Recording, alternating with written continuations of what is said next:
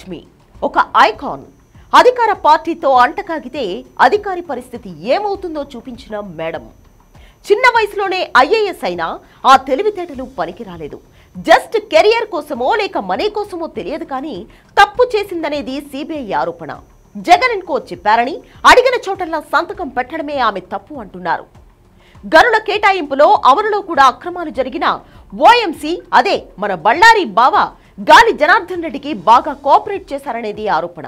ఎందుకంటే అది పైనుంచి ఆదేశాలతో కూడిన ఆకర్షణీయమైన ప్యాకేజీల వల్లనో మరి అది తేలాల్సి ఉంది. పాపం జైల్లో కూడా ఉండి వచ్చారు శ్రీలక్ష్మి.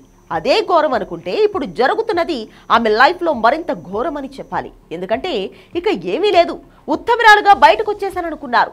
పైగా జగన్మోహన్ రెడ్డి ఈ కట్టప్ప చెల్లెలికి నష్టపరిహారం లాగా సీఎంఓలో చోటు ఇచ్చారని చెప్పుకున్నారు. అంతలోనే ఎంత మార్పు! వైఎస్ ఫ్యామిలీని నమ్ముకున్నందుకు జైలు పాలైంది అన్నారు. చూసారా ఇప్పుడు ఎంత మహద్దశ పట్టిందో అని కామెంట్లు కూడా వచ్చాయి. కానీ 5 ఏళ్లలో సీన్ మారింది. మన జగనన్న చెప్పినట్లు దేవుడి లెక్కలు మారాయి. గాలి జనార్దన్ రెడ్డికి శిక్ష పడింది. దీంతో ఆ కేసులో నిర్దోషి అని తెలంగాణ హైకోర్టు ఇచ్చిన తీర్పు కూడా రివ్యూ చేయాలంటూ సిబిఐ సుప్రీంకోర్టుకు వెళ్ళింది.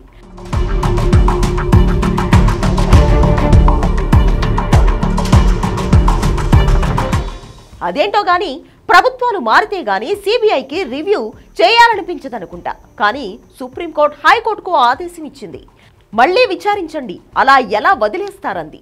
దీంతో హైకోర్టు మళ్లీ విచారించింది. ఆమెను వదిలేయడానికి లేదని, విచారణ కొనసాగించాలని సిబిఐకి ఆదేశించింది. దీంతో కథ మళ్లీ మొదటికొచ్చింది. ఒకవైపు ప్రభుత్వం మారింది, కూటమి ప్రభుత్వం మేడంను పక్కన పెట్టేసింది. మరోవైపు న్యాయస్థానాలు విచారణకు రమ్మంటున్నాయి. మరే పాపం శ్రీలక్ష్మిపై కాలం పగబట్టినట్టే ఉంది. తప్పు చేశాక తప్పదు కదా అనేది కొందరి కామెంట్. ఈ మొత్తం ఎపిసోడ్లో అసలు సామాన్యుడికి అర్థం కానిది ఒకటి ఉంది. అసలు ఒకసారి నిర్దోషి అని మరోసారి కాదని అవే కోర్టులు ఎలా చెబుతాయంటే, అనుకూలంగా ఉన్నప్పుడు ఒకలా, ప్రతికూలంగా ఉన్నప్పుడు మరోలా కోర్టులు తీర్పులు ఇస్తాయనే ప్రచారంలో నిజమెంత? అప్పుడెప్పుడో అన్న ఎన్టీఆర్ ఓ సినిమాలో అన్నట్లు కోర్టుకు అన్న డైలాగ్ నిజమా? ఆఫ్ కోర్స్ అప్పుడిచ్చిన బెంచ్ లేక జడ్జ్ వేరు, ఇప్పుడిచ్చిన వాళ్ళు వేరు. అయితే పొరపాటు ముందు జరిగిందా ఇప్పుడు జరిగిందా అనేది గాలికి శిక్ష వేసినట్లు తుది తీర్పు వస్తే గానీ తెలియదు. మన దేశంలో న్యాయం చాలా లిబరల్. ఆర్థిక నేరాలు చేసే పెద్దోళ్ళకి మాత్రం శిక్ష పడాలంటే ఒక జీవితకాలం పూర్తవ్వాల్సిందే. కాబట్టి వాళ్ళకి పెద్దగా తేడా ఏమీ ఉండదు.